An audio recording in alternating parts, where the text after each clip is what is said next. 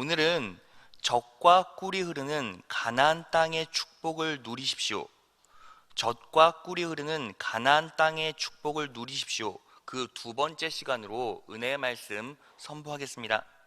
여러분, 오늘 예정된 말씀을 본격적으로 나누기 전에 먼저 지난주에 우리가 살펴본 내용들을 잠깐 정리해 보겠습니다. 여러분, 하나님께서는 이스라엘 백성 그리고 나아가서는 저와 여러분들에게 놀라운 축복을 준비해 놓으셨습니다. 그 축복의 정체가 뭐였죠?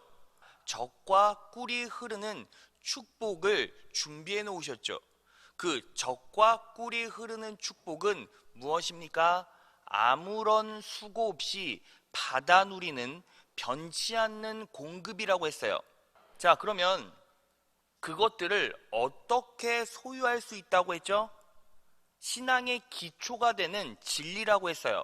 그것은 하나님의 사랑을 깊이 있게 인식하는 것, 거기에서부터 시작된다고 했습니다. 여러분, 12 정탐꾼 중에서 2명 여호수아와 갈렙은 과거로부터 시작돼서 현재까지 이어진 하나님의 사랑을 정확하게 인식하고 있었어요. 그러니까 그 사랑 안에서 무엇이 생긴 겁니까? 그분을 향한 믿음이 생긴 거죠. 하나님께서는 그 믿음대로 축복해 주시고 역사해 주셨어요. 반대로 10명의 정탐꾼은 어때요? 하나님의 사랑을 정확하게 깊이 있게 인식하지 못했기 때문에 믿음도 없었죠. 그러니까 가나안의 축복을 누리지 못했다는 거죠. 그래서 우리는 매 순간 무엇을 해야 합니까? 하나님의 사랑을 정확하게 인식하고 깊이 있게 묵상하고 누려야 합니다. 그런데 그 하나님의 사랑을 우리 시대로 치환하면 뭐라고 했습니까? 예수 그리스도의 십자가의 사랑이라고 했어요. 그래서 여러분, 매 순간 축복받길 원하시는 분 아멘? 놀라운 은혜를 경험하길 원하시는 분 아멘? 그렇다면 가장 중요한 게 무엇입니까? 바로 예수 그리스도의 사랑을 깊이 있게 인식하는 것. 여러분, 이 자리에 왜 나오셨습니까? 왜 우리가 예배하고 왜 찬양하죠? 예수 그리스도의 사랑을 인식하고 누리기 위해서 이 자리에 나왔다는 것입니다. 믿으십니까? 그래서 그 사랑을 인식할 수 있는 자만이 놀라운 하늘로부터 부어지는 이 축복을, 이 예비된 축복을 누릴 수 있다고 했습니다. 자, 지난주 설교는 여기까지였고 오늘은 그러면 그 사랑을 통해서 실질적으로 어떻게 그 축복을 우리 인생으로 끌어올 수 있는가, 그 축복과 은혜를 어떻게 우리가 소유하고 삶에서 누릴 수 있는가에 대해서 알아볼 거예요. 오늘 성령 하나님께서 우리에게 주시는 이 말씀의 원리는 두 가지입니다. 하나하나 살펴보면서 은혜를 나누겠습니다. 자, 첫째, 하나님의 사랑을 인식했다면 믿는 바를 말하여 믿음을 활성화시키십시오. 하나님의 사랑을 인식했다면 믿는 바를 말하여 믿음을 활성화시키라는 거죠. 하나님의 사랑을 인식하신 분 아멘? 하나님의 사랑을 믿으시는 분 아멘? 그러면 뭐 해야 합니까? 내가 가진 믿음을 활성화시켜야 돼요. 여러분, 그러면 제가 묻겠습니다. 왜 우리의 믿음을 활성화시켜야 합니까? 이유는 너무나 간단하죠. 하나님의 축복과 은혜, 놀라운 기적은 무엇을 통해서 우리의 인생으로 들어오게 됩니까? 나의 믿음을 통해. 나의 믿음을 통해. 믿으십니까? 자, 여러분, 우리가 너무나 잘 알고 있는 요한복음 3장 16절을 봅시다. 하나님이 세상을 이처럼 사랑하사 독생자를 주셨으니 이는 저를 믿는 자마다 멸망치 않고 영생을 얻게 하려 하심이니라. 하나님께서는 멸망치 않고 영생을 얻게 해주시는 축복을 여러분들에게 주실 것입니다. 믿으십니까? 여기서 멸망이라는 단어는 죽다, 잃어버리다, 상실하다라는 복합적인 의미를 가지고 있어요. 그러니까 하나님께서는 우리를 절대로 죽게 내버려 두지 않으세요. 잃어버리지 않게 역사하십니다. 상실하지 않도록 붙잡아 주신다는 거죠. 그리고 영생을 얻게 영원히 살아갈 수 있는 능력을 허락하십니다. 믿으십니까? 그런데 뭘 보고요? 저를 믿는 자마다. 믿음 보시고요. 그러니까 여러분, 결국에는 하늘로부터 부어지는 놀라운 축복과 은혜는 무엇을 통해? 믿음을 통해. 무엇을 통해? 믿음을 통해. 무엇을 통해? 믿음을 통해. 그러니까 당연히 믿음을 활성화시켜야 그 놀라운 축복이 더 가까이 우리의 인생으로 오게 된다는 거죠. 그러면 여러분, 어떻게 이 믿음을 활성화시킬 수 있을까요? 자, 이 믿음을 활성화시키기 위해서는 맨 처음 필요한 게 있어요. 바로 믿음을 확인하는 겁니다. 여러분, 제가 또 질문을 하나 던져볼게요. 여러분들은요, 여러분들의 믿음을 측정할 수 있습니까? 자, 여러분들의 믿음을 확인할 수 있습니까? 확인할 수 있는 방법이 있어요.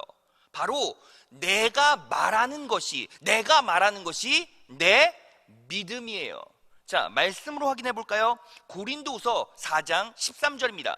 기록한 바 내가 믿는 고로 말하였다 한 것 같이 우리가 같은 믿음의 마음을 가졌으니 우리도 믿는 고로 또한 말하노라. 믿는 고로 또한 말하노라. 믿는 고로 또한 말하노라. 내가 말하는 것이 결국 뭐예요? 나의 믿음이라는 거죠.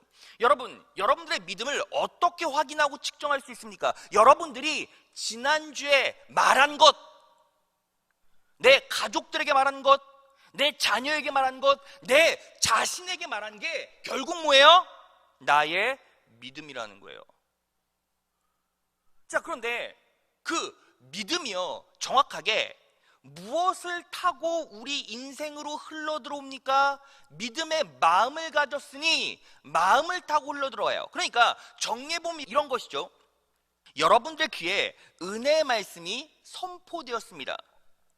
그리고 그 말씀이 여러분들의 귀에 들리면 어디에 맺혀져요? 마음에 맺혀져요. 그리고 여러분, 그 말씀이 성령 하나님의 역사, 내적 역사를 통해 우리 인생 가운데 들어오고 그 우리 마음 가운데 무엇이 생기냐면 기대함과 감사함이 생겨요. 기대함과 감사함이 넘치면 자연스럽게 우리는 뭐 하게 돼 있습니까? 말하게 돼 있어요. 여러분, 제가 예를 들어 볼까요? 여러분들이 소유하게 된 것이 너무나 자랑스럽고 감사하고 기뻐요. 그러면 자연스럽게 우리는 뭐 하게 돼 있어요? 말하게 돼 있죠.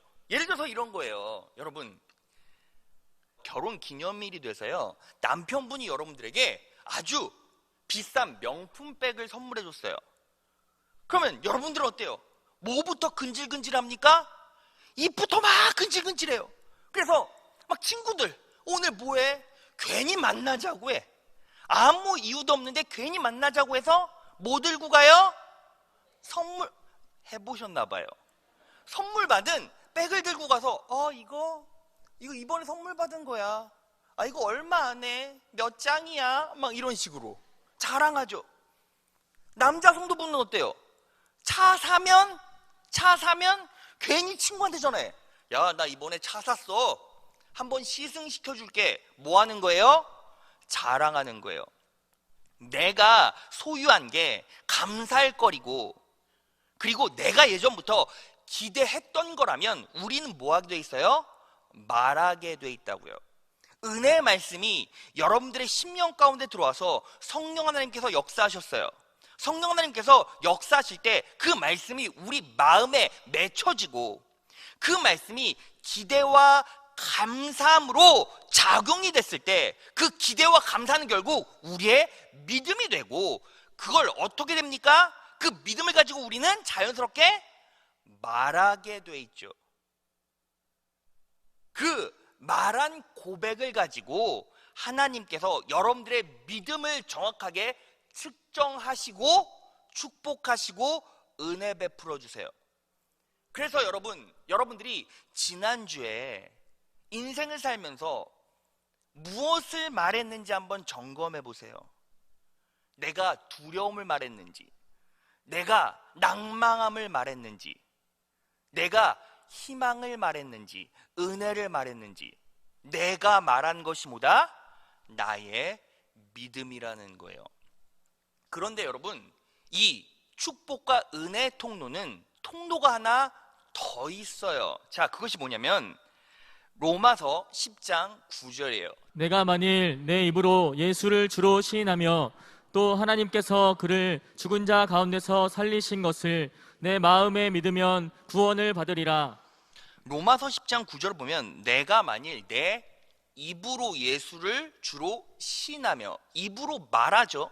하나님께서 그를 죽은 자 가운데서 살리신 것을 내 마음에 믿으면 구원을 받으리라 라고 나와 있어요. 자, 그러면 제가요 이 부분도 정리를 해드릴게요.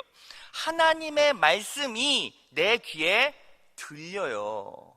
그런데 그 말씀이 확신 있는 믿음으로 들어올 때도 있지만 그렇지 않을 때도 있지 않습니까? 여러분들이 말씀 듣다 보면 이게 진짜 실제로 이루어질까? 이런 놀라운 축복과 은혜가 내 인생 가운데 임하게 될까? 라는 불신이 있을 때도 분명히 있죠. 그런데 여러분, 이때 뭐 하는 겁니까? 말씀에 의지하여 입술로 선포하면, 입으로 시인하면 그 메시지, 그 말씀의 은혜가 마음에 맺히고, 내가 입술로 고백한 것이 내 귀에 들리고 마음에 맺혀지는데 또 뭐가 생깁니까? 성령 하나님께서 내 쪽으로 역사하셔서 기대와 감사함이 생기고 그것이 믿음으로 이어져서 축복과 은혜가 돼요. 그러니까 통로가 두 개죠. 그러니까 믿음을 활성화시킬 수 있는 통로가 두 개인 거예요. 자, 그래서 믿음의 활성화를 정리하면 이런 거예요. 첫 번째는 말씀의 약속들을 듣죠. 그 말씀이 마음에 맺혀져요. 성령 하나님께서 내 쪽으로 역사하실 때 기대와 감사함이 막 솟구치죠. 그것이 믿음이 되고 그 믿음을 자연스럽게 입술로 자랑하고 고백하면 그것이 축복과 은혜가 돼요. 그런데 또 하나 뭐가 있습니까? 말씀의 약속이 내 인생 가운데 들어왔어요. 내 귀로 들렸어요. 하지만 그것들이 불신으로 다가온다 할지라도 그 말씀의 약속에 의지하여 말하고 선포하면 그것들이 내 마음에 맺혀 기대와 감사함으로 나타나게 되고 그것이 믿음되어 축복과 은혜가 된다는 거죠. 그래서 우리는 뭐든 상관없어요. 우리는 이 둘 중에 하나를 꼭 삶으로 끌어와야 돼요. 여러분들이 말씀을 들을 때 성령 하나님께서 내 쪽으로 역사하시면 그걸 받아들이고 기대함을 가지세요. 감사함을 가지세요. 그리고 그 넘치는 은혜가 내 마음 가운데 부유해지고 흐를 때 어떻게 됩니까? 나는 자연스럽게 말하게 돼요. 근데 또 하나 말씀을 들었는데 그 말씀이 내 말씀인 것 같지도 않고 내가 좌절감과 낭망함 때문에 그 말씀이 믿어지지 않더라도 뭐 하는 겁니까? 그 말씀의 약속에 의지하여 고백하고 선포하는 거예요. 그럴 때 성령 하나님께서 다시 역사하셔서 그 심령 가운데 기대함과 감사함을 허락해 주시고 그것이 곧 나의 뭐가 됩니까? 믿음이 돼요. 그래서 축복과 은혜가 임하는 거예요. 믿으십니까? 여러분, 이걸요 가장 실질적으로 적용할 수 있는 게 무엇입니까? 기도예요. 기도. 여러분 보세요. 말씀을 들어요. 근데 말씀 듣고 말씀의 약속이 여러분들의 귀에 들리지 않습니까? 근데 그것들이 여러분들에게 믿어지기도 하고 믿어지지 않기도 할 때가 분명히 있어요. 그럼 뭐 하는 겁니까? 그 말씀 붙잡고 기도하잖아요. 입술의 고백이 정확하게 뭡니까? 기도죠, 기도. 그래서 말씀의 약속 붙잡고 기도하면 성령 하나님께서 내 쪽으로 역사하셔서 내 심령 가운데 무엇을 주십니까? 새로운 희망, 기대감을 주시고 그리고 부요함, 감사함을 주세요. 그 감사함이 내 심령 가운데 정확하게 임할 때 우린 영적으로 무엇을 느끼게 됩니까? 평안함을 느끼게 돼요. 그 평안함이요, 내 믿음인 거죠. 그 믿음 보시고 하나님께서 뭐 하십니까? 나 대신 일하시는 거예요. 믿으십니까? 자, 그러면요, 여러분, 우리는 믿음을 활성화시키기 위해, 왜? 믿음이 축복과 은혜와 능력으로 가는 지름길이니까. 그러니까 믿음을 활성화시키기 위해 뭐 해야 합니까? 매 순간 말씀의 약속을 의지하여 입술로 고백하는 거예요. 그리고 우리가 예배 마치고 설교 끝나고 이제 뭐 합니까? 말씀 붙잡고 기도하잖아요. 말씀 붙잡고 기도한다는 게 결국 무엇입니까? 입술로 고백하는 거죠. 믿는 바를 말하는 거죠. 그럴 때 여러분들의 인생 가운데 놀라운 축복과 은혜가 임하게 돼 있어요. 믿으십니까? 그래서 성령 하나님께서 말씀을 통해 역사하실 때 우리 심령 가운데 뭐가 정확하게 표지로 임하게 됩니까? 기대와 감사함이 임하게 돼 있어요. 자, 그러면요, 여러분, 제가 오늘 본문 말씀을 통해서 여러분들에게 이제 무엇을 입술로 고백해야 되는지를 정확하게 말씀드릴 거예요. 여러분, 우리는 매 순간 무엇을 입술로 고백하고 선포해야 합니까? 자, 오늘 본문 말씀 민수기 14장 9절이에요. 그들은 우리 밥이라. 그들은 우리의 밥이라. 여기서 그들이 누구죠? 가나안 땅에 사는 아낙 자손이에요. 여러분, 여기서 정말 흥분되는 하나님의 놀라운 축복이 있어요. 그들 아낙 자손이 이스라엘 백성들의 밥이래요. 그럼 여러분 생각해 보세요. 왜 하나님께서 가나안 땅에 아낙 자손을 살게 하셨을까요? 여러분, 아낙 자손은요, 이스라엘 백성보다 2배, 3배나 커요. 그러면 집도 2배, 3배나 클 거예요. 그들의 일터, 그들의 농작물도 이스라엘 백성들의 규모보다 2배, 3배는 클 거예요. 그들의 식물, 그들의 먹이들도 이스라엘 백성들의 먹이들보다, 음식물보다 2배, 3배 클 거예요. 그러면 하나님께서 왜 가나안 땅에 아낙 자손을 세워두셨을까요? 이스라엘 백성의 상식보다 더 크게 흘러넘치는 은혜와 축복을 허락해 주시겠다는 거예요. 믿으십니까? 여러분, 그래서요, 실제로 그걸 믿음으로 받아들인 사람들은 어때요? 흥분할 수밖에 없죠. 왜요? 내 삶에 장애가 클수록 내가 얻는 유익은 훨씬 더 크기 때문이에요. 그래서요, 그들은 나의 밥이다 라는 이 짧은 고백에서 우리가 뽑아낼 수 있는 적용이 무엇입니까? 자, 적용 포인트가 있어요. 믿음으로 고백하십시오.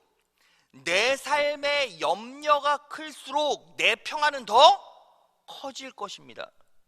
내 삶에 스트레스가 클수록 내 자유함도 더 커질 것입니다. 내 삶에 재정적 어려움이 클수록 내 물질의 축복도 더 커질 것입니다. 내 삶에 육체적인 어려움이 클수록 내 건강의 축복도 더 커질 것입니다. 이게 뭐예요? 그들은 우리의 밥이다 라는 말에 함축된 의미라는 거죠. 이 사실을요, 정확하게 인식할 수 있고 믿음으로 받아들이는 성도들은 똑같은 은혜가 그 인생 가운데 분명히 임하게 돼요. 믿으십니까? 어떤 성도는요, 이게 그냥 말씀이에요. 말씀은 능력이고 말씀은 진리고 말씀은 원리인 거예요. 그러니까 그냥 어리석게 무식하게 그냥 말씀의 약속을 온전히 내 것으로 삼고 믿고 선포하는 거죠. 그런데 어떤 성도는 어때요? 그냥 딱 들으면서 희망이 없어요. 들으면서도 기대감이 없는 거예요. 왜요? 누려본 적이 없거든요. 그 축복의 놀라운 은혜와 기적들을요, 맛본 적이 없으면요, 내가 말씀을 들어도 기대와 감사함이 없어요. 그런데 그게 어떻게 해요? 악순환이 계속 반복되는 거죠. 그 악순환의 연결고리를 한 번쯤은 어떻게 돼요? 끊어야 돼요. 그러면 여러분, 제가 여기에서 정확하게 여러분들의 얼굴과 눈빛을 정확하게 바라보면 여러분들은 다 어디에 해당됩니까? 대부분이 두 번째에 해당돼요. 무엇입니까? 말씀을 들었어요. 은혜의 말씀이 여러분들에게 선포됐어요. 그런데 그 말씀이 여러분들의 심령 가운데 들어와요. 성령 하나님께서 역사하시지만 우리의 의지로 받아들이질 않아요. 이것이 내 축복이구나, 내 능력이구나, 내 약속이구나 라는 것을 받아들이지 못하고 그 말씀에 의지하지도 못하고 내 심령 가운데는 어때요? 불신이 막 스멀스멀 올라오는 거예요. 그러면 우리는 이때 뭐 해야 합니까? 말씀에 의지하여 입술로 선포하는 거예요. 내 심령 가운데 불안감이 커질수록, 염려가 커질수록 내 인생 가운데 평안은 더 커질 것입니다. 내 인생 가운데 재정적인 문제가 더 커질수록 물질적인 축복은 내 인생 가운데 쏟아질 것입니다. 내 삶 가운데 건강에 가시가 불쑥불쑥 튀어나오고 더 커질지라도 분명히 내 인생 가운데 육체적인 건강은 더 커질 것입니다. 여러분 보세요. 제가요 왜 이렇게 북돋고 독려하는지 아십니까?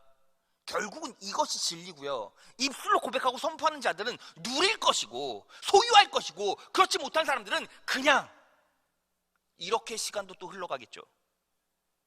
그러면서 내가 지난주에 말한 것이 뭐가 나의 믿음이야 라는 불평과 불만에서부터 시작하죠. 그런데 분명히 아셔야 됩니다. 여러분들이 지난주에 입술로 고백한 것이 여러분들의 믿음이에요. 정확하게 하나님께서는 믿음 보고 역사하십니다. 여러분 왜 이 놀라운 축복이 우리 인생 가운데 임하는지 아십니까? 하나님께서 여러분들을 사랑하신다니까요. 하나님께서 예비해 놓으신 축복을 믿음으로 소유하라 말씀하신 거니까요. 그러니까 우린 뭐 하는 겁니까? 그냥 이 원리를요 내 인생 가운데 끌고 들어와서 정확하게 이식하면 끝나요. 그러면 누리는 거죠. 여러분 여기에서요 우리가 정확하게 인식해야 될 것이 있어요. 왜냐하면 제가 이런 설교는 사실은 참 많이 여러분들께 선포했죠. 근데 이런 것들이 삶에 적용이 안 되는 성도들이 분명히 있어요. 이유가 뭔지 아십니까? 자, 오늘 본문을 보면 이 축복을 정확하게 누리는 성도, 이스라엘 백성들의 기준이 있어요. 민수기 14장 9절 상반절이에요. 오직 여호와를 거역하지 말라. 오직 여호와를 거역하지 말래요. 그런데 오직 여호와를 거역하지 말라라는 말은 결국 무슨 뜻입니까? 하나님의 뜻을 쫓으라는 거죠. 그러니까 여러분 우리는 여기서 무엇을 다시 한번 점검해 봐야 합니까? 내 믿음 가운데 도대체 내가 받길 원하는 축복은 무엇을 위해서인가? For what? 도대체 무엇을 위해? 하나님의 뜻을 위해서? 아니면 나의 기쁨과 부유함을 위해서? 여러분 그래서 우리는 항상 이렇게 입술로 고백하기 전에 무엇을 정확하게 되짚어 봐야 합니까? 내가 물질적인 축복을 받아야 한다면 무엇을 위해서? 내가 영적인 평안과 부유함을 누리기를 원한다면 도대체 무엇을 위해서? 내가 건강을 소유해야 한다면 무엇을 위해서? 여러분 이 무엇을 위해서라는 단 한 단어를 가지고 우리는 뭐 해야 돼요? 성령 하나님과 씨름해야 돼요. 그런데요 여호수아와 갈렙은요 축복 받을 만한 모습이었죠. 자 오늘 말씀으로 살펴볼까요? 오늘 말씀 민수기 14장 8절에서 9절이에요. 주님께서 우리를 사랑하신다면, 여러분 여기서요 이 조건절은요 하나님께서 사랑하실 수도 있고 사랑하지 않을 수도 있다라는 가능성이 아니라고 했어요. 이 조건절을 통해서 강조하는 것이라고 했죠. 그래서 굳이 이 말을 바꾸면 이렇게 바꿀 수 있어요. 주님께서 우리를 사랑하시기에, 이렇게 바꿀 수 있죠. 주님께서 우리를 사랑하시기에 그 땅으로 우리를 인도하실 것입니다. 젖과 꿀이 흐르는 그 땅을 우리에게 주실 것입니다. 다만 여러분은 주님을 거역하지만 마십시오. 여러분은 그 땅 백성을 두려워하지 마십시오. 그들은 우리의 밥입니다. 그들의 방어력은 사라졌습니다. 주님께서 우리와 함께 계시니 그들을 두려워하지 마십시오. 자, 지금 무엇으로 반응하고 있습니까? 말씀의 약속으로 계속 반응하고 있죠. 그 땅으로 인도하실 것입니다. 두려워하지 마십시오. 그들은 우리의 밥입니다. 하나님께서 놀라운 축복을 나에게 예비해 놓으셨습니다. 그들을 두려워하지 마십시오. 하나님께서 우리에게 축복을 부어주실 것입니다. 말씀의 약속을 계속 입술로 고백하고 말씀의 약속으로 반응하고 있는데, 그 믿음의 중심에는 항상 누가 있습니까? 주님이 계시죠. 주님께서 우리를 사랑하신다면, 다만 여러분은 주님을 거역하지만 마십시오. 주님께서 우리와 함께 계시니, 주님께서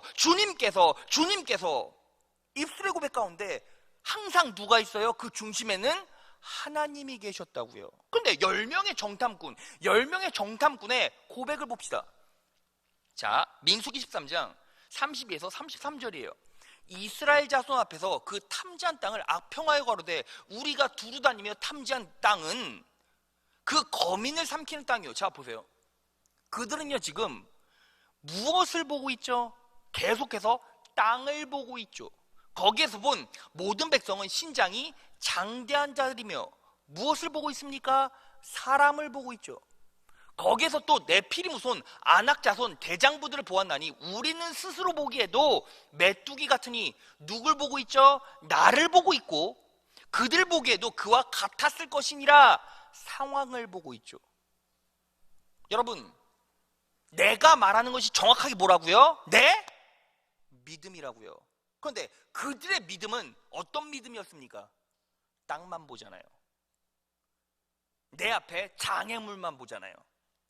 그리고 장애물과 나를 비교해서 나를 폄하하잖아요.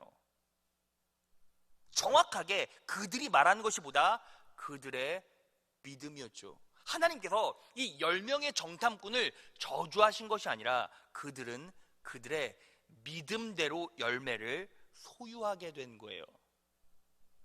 여러분, 우리는 오늘 이 시간 딱 예배 마치고 기도 시작하면 먼저 무엇부터 바꿔야 합니까? 하나님, 축복을 쏟아 부어주세요 라는 고백보다 무엇이 먼저 우선되어야 합니까? 내가 무엇을 위해서 인생을 살아가고 있습니까? 그러면 명분이 나오는 거예요. 하나님, 제가요 하나님 사역 이거 감당하고 싶은데 이거 채워주세요. 제가요 이거 해야 되는데 마음이 너무 두렵고 염려가 와요. 이거 날려주세요. 여러분, 제가 이렇게 여러분들에게 호소하고 선포하면 여러분들이 이제 뭐 해야 합니까? 그거 놓고 씨름하고 기도해서 답을 얻어가면요, 여러분들의 삶에 실질적인 축복과 은혜가 피부에 느껴지듯이 임하게 돼요. 그렇게 하나님의 사랑을 인식했다면 믿는 바를 말하여 믿음을 활성화시킨 여러분 되시길 진심으로 축원합니다. 자, 둘째, 우리의 시선은 현세의 가나안으로부터 영원한 가나안으로까지 확장되어야 합니다. 우리의 시선은 현세 가나안으로부터 영원한 가나안으로까지 확장되어야 한다는 거죠. 여러분, 하나님께서 주시겠다는 가나안은 천국을 예표하기도 합니다. 그걸 어떻게 할 수 있죠? 자, 욥기를 보면요, 욥의 친구 소발이요 악인의 심판에 대해서 이야기를 할 때 이 가나안이 천국을 예표한다는 것을 우리가 유추해 볼 수 있어요. 욥기 20장 4절에서 5절 그리고 15절에서 17절이에요. 자네도 알겠지만 이 일은 세상에 처음부터 알려진 것일세. 악인의 형통은 잠시뿐이라는 것, 경건하지 못한 사람의 기쁨은 아주 잠시뿐이라는 것. 악인은 입으로 재산을 삼키겠지만 하나님께서 그 재물을 토하게 하신다네. 악인이 독사의 독을 삼키니 그는 뱀이 문 것처럼 그 독 때문에 죽게 되지. 17절, 악인은 젖과 꿀이 흐르는 강을 볼 수 없네. 악인은 젖과 꿀이 흐르는 강을 볼 수가 없대요. 젖과 꿀이 흐른다라는 표현이 정확하게 가나안 앞에 쓰여진 걸로 봐서 이것은 가나안을 상징한다고 볼 수 있죠. 그런데 악인이 젖과 꿀이 흐르는 강을 볼 수 없다라는 게 단순히 현세 축복만 누릴 수 없다, 자기가 번 거 다 토해낸다라는 뜻으로 끝나는 것입니까? 그것이 아니라 죽으면 영원한 심판에 이른다라는 것이죠. 그래서 적과 꿀이 흐르는 강, 적과 꿀이 흐르는 지역 가나안은 결국 천국까지 예표한다는 거예요. 여러분, 이게 왜 그렇게 중요하냐면 이거죠. 여러분, 우리는 자꾸 하나님께서 여러분들에게 예정하신 축복을 현세와 내세로 잘라놓고 갈라놔요. 그런데 여러분, 우리 입장에서 생각하지 말고 하나님의 입장에서 생각해 보세요. 하나님의 입장에서는 내세와 현세를 정확하게 가릴 수 있습니까? 그럴 필요가 없으시죠. 왜요? 하나님께서는 시공간을 창조하시고 하나님의 입장에서는 영원하시기 때문에 시간에 대한 개념, 장소에 대한 개념이 전혀 의미가 없어요. 우리는 결국엔 뭐합니까? 죽잖아요. 그러니까 죽음을 기준으로 죽지 않을 때를 현세라고 하고 죽고 난 후를 내세라고 우리가 기준을 삼을 뿐이지, 하나님께서는 죽지 않으시는데 어떻게 죽음을 기준으로 삼아요? 그렇지 않습니까? 그러니까 하나님께서 주시는 가나안의 축복은 현세로부터 시작해서 영원까지 이어지는데, 그 축복은요 현세와 내세가 나눠진 게 아니라 뭐예요? 한 덩어리인 거죠. 한 덩어리. 이게 왜 중요하냐면 결국 믿음으로 천국을 소유한 사람은 뭐예요? 다 가진 거라고요. 여러분 보세요. 자, 우리의 현세가 정확하게 어떻게 표현될 수 있습니까? 제가요 머리털을 빡 하나 뽑아서 네 개가 뽑혔네. 자, 어제 가뜩이나 머리숱이 없는데. 자, 여러분, 머리털 한 올이에요. 한 올. 우리 현세가 이와 같아요. 그럼 우리의 내세는요 남은 머리털과 같아요. 셀 수도 없이 영원하고 길죠. 그런데 가나안의 축복을 주시겠다라는 걸 그냥 단순히 현세 축복으로 나눌 수가 없는 거예요. 왜? 내세 축복은 훨씬 더 크기 때문에, 영원하기 때문에. 근데 왜 우리는 그걸 인식하지 못합니까? 아직 천국 내세를 경험하지 못했잖아요. 그러니까 우린 이것을 통해서 무엇을 인식해야 합니까? 현세의 삶은 잠깐이고 내세 삶은 영원한데, 내 믿음이 예수 그리스도의 십자가의 구속의 은혜를 통해서 천국을 소유한 믿음이라면 내 축복은 뭐예요? 완전한 축복이고 다 가진 은혜라는 거예요. 믿으십니까? 여러분, 이걸요 정확하게 예표하는 사건이 있어요. 바로 모세 사건이에요. 여러분, 모세는 하나님께서 모세를 부르실 때 이미 모세에게 가나안을 주시겠다고 약속하셨어요. 자, 모세가 어떻게 말합니까? 신명기 26장 8절에서 9절이에요. 여호와께서 강한 손과 편팔과 큰 위엄과 이적과 기사로 우리를 애굽에서 인도하여 내시고, 9절, 이곳으로 인도하사 이 땅 곧 적과 꿀이 흐르는 땅을 주셨나이다. 자, 하나님께서 이스라엘 백성과 더불어 누구에게 주신 약속입니까? 모세에게 주신 약속이에요. 그러니까 모세는요 어때요? 나는 가나안 땅을 소유했다 라는 믿음을 갖고 있었죠. 그런데 가나안에 들어가기 전에 하나님께서 모세에게 뭐라고 말씀하십니까? 신명기 34장 4절이에요. 여호와께서 그에게 이르시되 이는 내가 아브라함과 이삭과 야곱에게 맹세하여 그의 후손에게 주리라 한 땅이라. 내가 내 눈으로 보게 하였거니와 너는 그리로 건너가지 못하리라 하시매. 여러분 보세요. 진짜 마음 아프지 않습니까? 하나님께서 모세에게 야, 적과 꿀이 흐르는 가나안 땅을 너에게 주었다라고 말씀하셨는데, 근데 들어가기 직전에 모세에게 뭐라고 말해요? 너는 그리로 건너가지 못하리라 하시매. 그러니까 이게 뭡니까? 약속은 주셨는데 모세는 못 들어가는 거예요. 그럼 모세 입장에서 어땠겠어요? 너무 서운하고 아쉽고 억울하고 한편으로는 화났을지도 모르죠. 근데 여러분, 놀라운 사실이 뭔지 아십니까? 신명기서 모세오경을 전부 다 찾아봐도 모세가 야, 너는 가나안 땅에 못 들어간다 라는 하나님의 말씀에 모세가 서운해하는 기색이 단 한 글자도 없어요. 왠지 아십니까? 자, 그것을 유추해 볼 수 있는 말씀이 있어요. 신명기 34장 7절이에요. 모세가 죽을 때 나이 120세였으나 그의 눈이 흐리지 아니하였고 기력이 쇠하지 아니하였더니. 자, 모세가요 죽기 전에 나이가 120세였는데 그의 눈이 흐리지 아니하였대요. 근데 여기서 눈은 히브리어로 아인이라고 말하는데 육적인 눈도 되지만 영적인 눈도 돼요. 그러니까 영안이에요. 그러니까 모세는 눈이 흐리지 아니하였고 할 때 그 눈은 눈이 늙어도 흐리지 아니하였고 시력이 나빠지지 않았다 이 뜻이 아니라 영적인 눈 또한 열려 있었다는 거예요.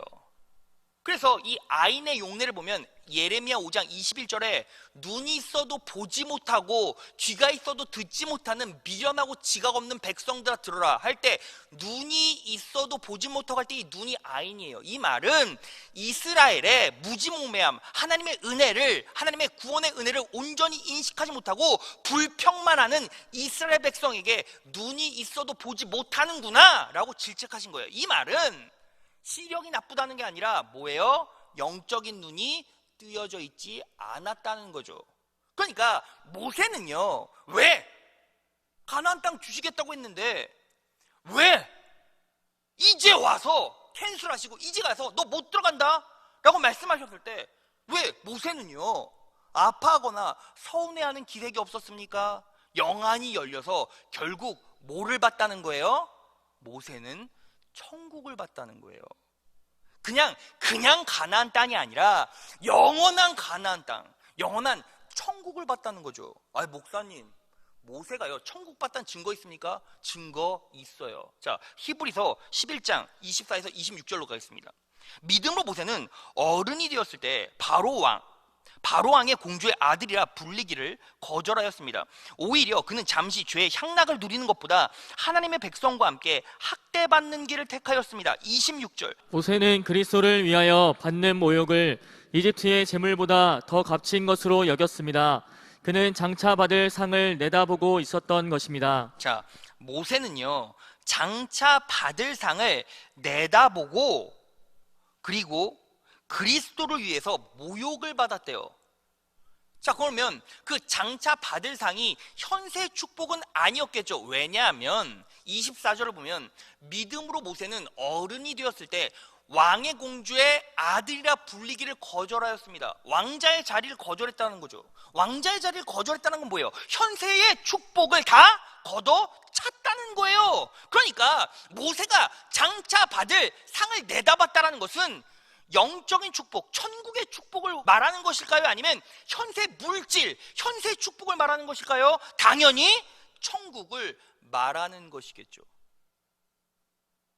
그러면요 여기서 하나 궁금한 거, 모세는 그리스도를 위하여 모욕을 받았대요. 근데 모세 시대는 예수님이 안 계셨는데요. 이 말은 결국 무슨 뜻이냐면 모세는 예수님이 사역하던 시대에 예수 믿고 핍박받은 그 사람들의 상응하는 고통을 모세도 당했다는 거예요.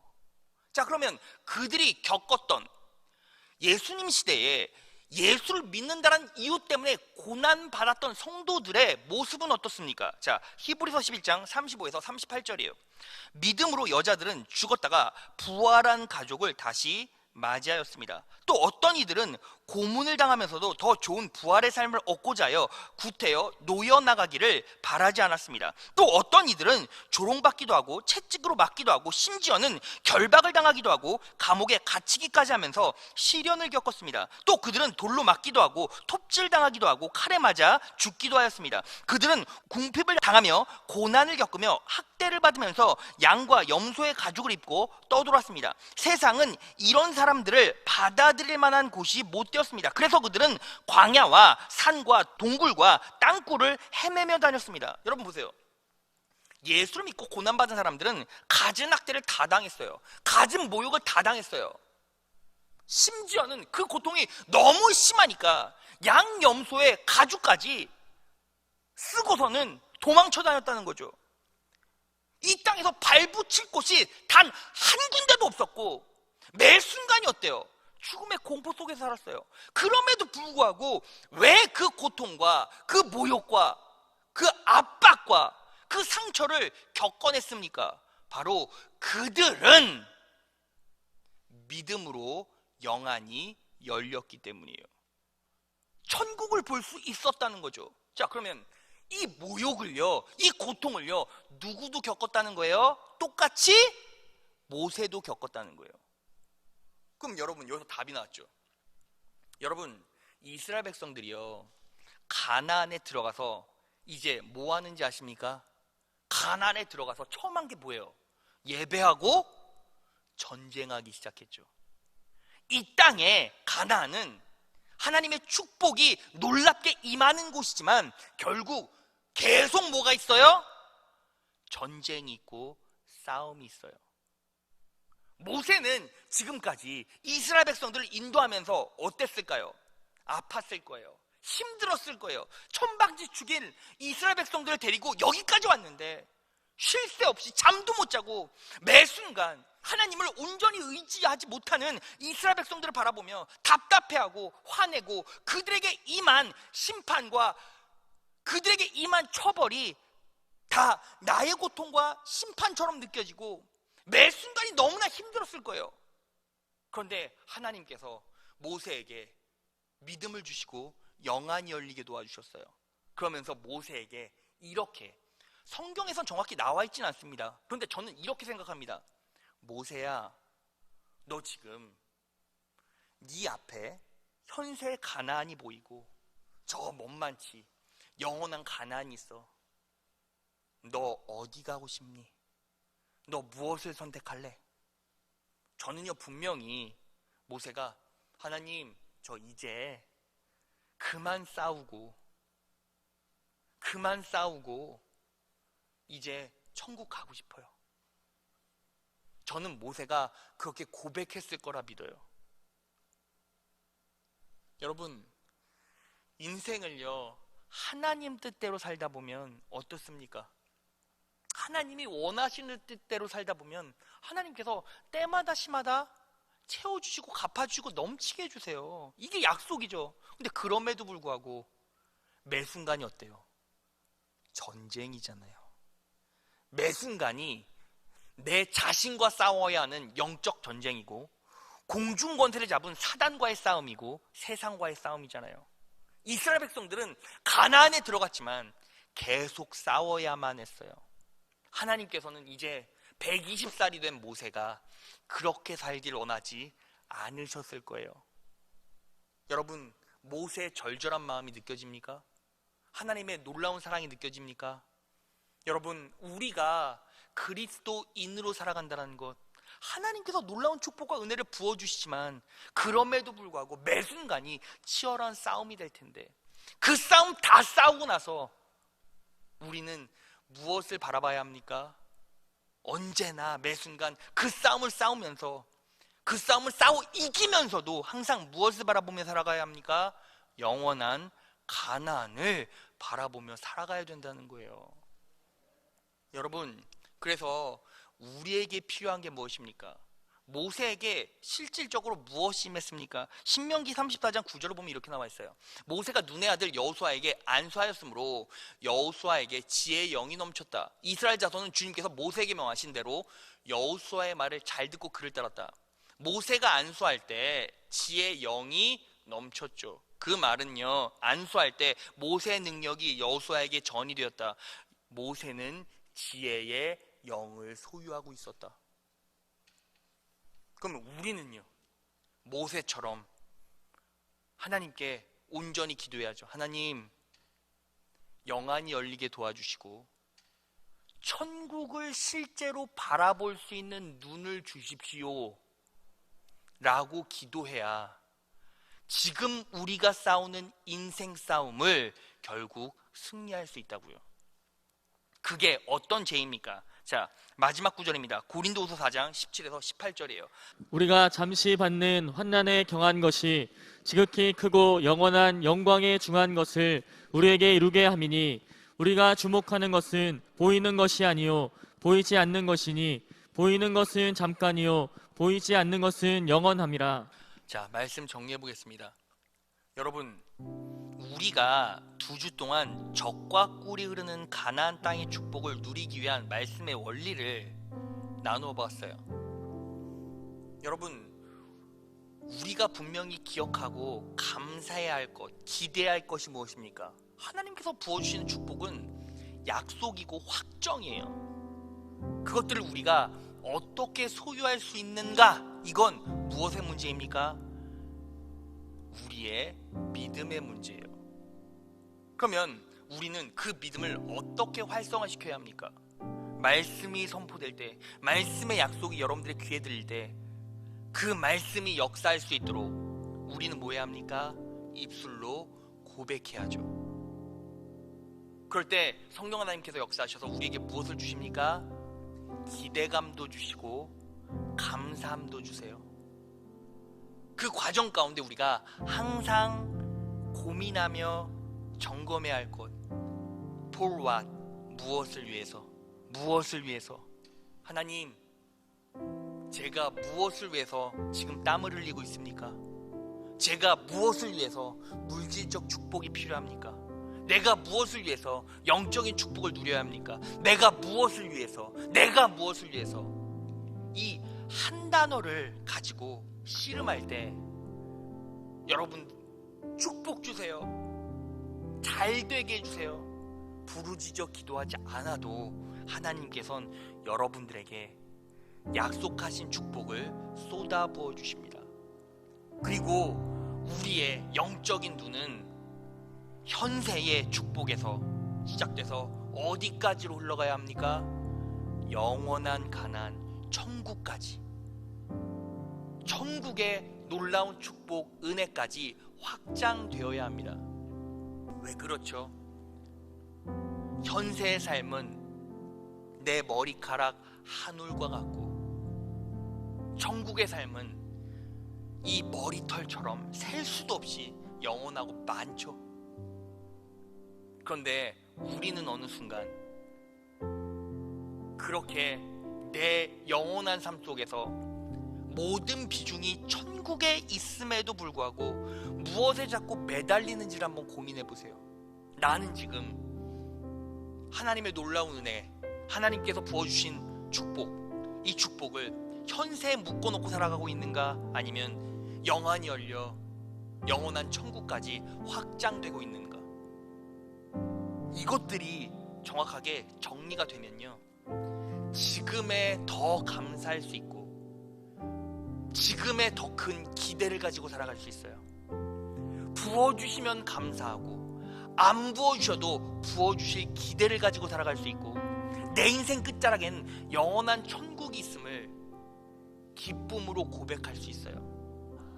이제 우리 부르짖어 기도할 텐데 오늘 이 자리에서 하나님, 영원한 내세 신앙을 소유할 수 있도록 강력한 믿음 허락해 주시고, 그리고 이 놀라운 은혜와 축복을 믿음으로 소유할 수 있도록 은혜 베풀어 주옵소서.